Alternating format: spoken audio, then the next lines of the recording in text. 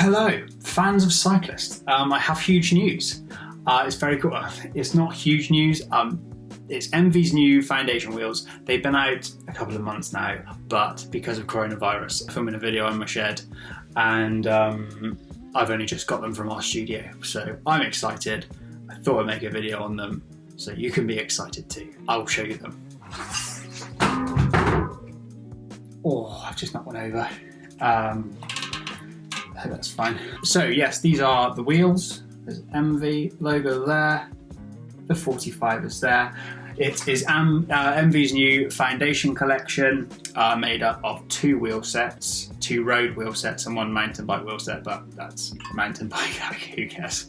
Yeah, there's a 45 wheel and a 65 wheel, referring to the rim depths. This is 45mm, a good all-round, all-weather wheel set.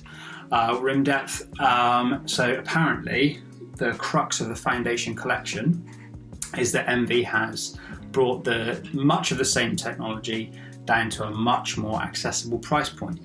They're 1,800 quid, so I mean, define accessible really, but crucially that's in line with many other brands' top-end wheel sets, and in terms of weight and spec list, they do look to be on par, which is good because it makes Enve now legitimately competitive purely from a price perspective. They've said due to better manufacturing processes, they've packed in a lot of the, or efficiencies, better manufacturing efficiencies with the word they use. They've packed in a lot of the same technology. So the AR line and the SES line has sort of varying rim depths, front to rear.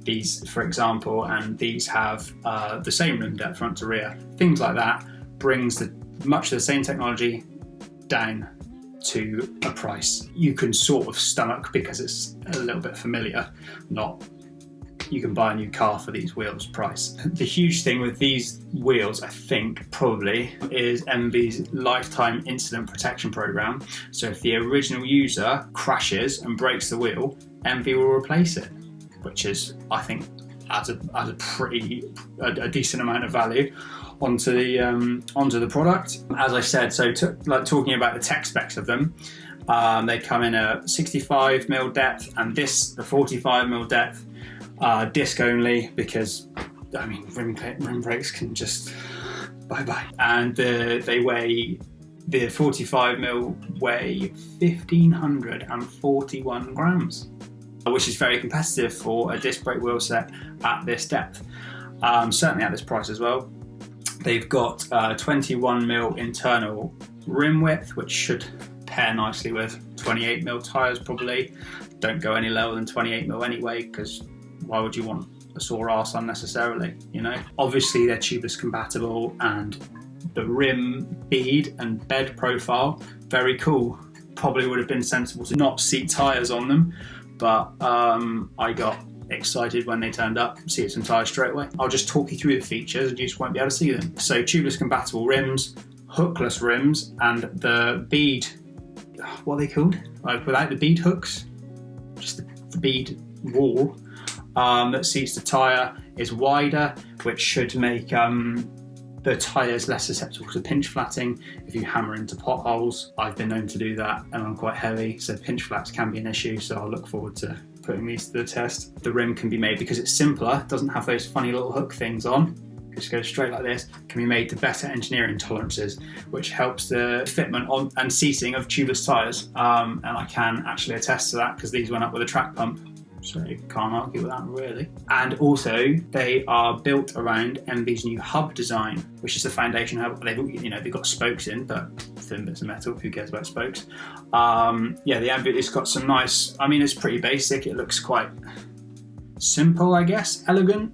Nice machine of the hub, J-bend spokes, but the hub is seems to be executed very well. It's built around Mavic's well-regarded ratchet free hub mechanism, which in my opinion far better than a pull system.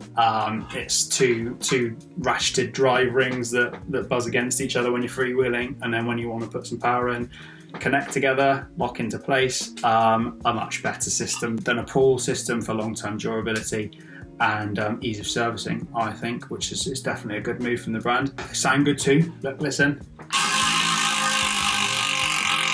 Not bad, not bad. I mean, it's no Chris King, but it's pretty damn good.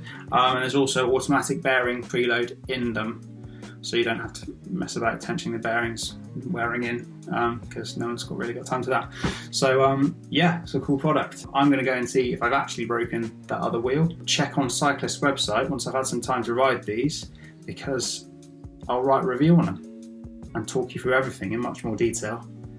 And I'm actually a print journalist, so my writing is a lot better than my presenting. Until next time.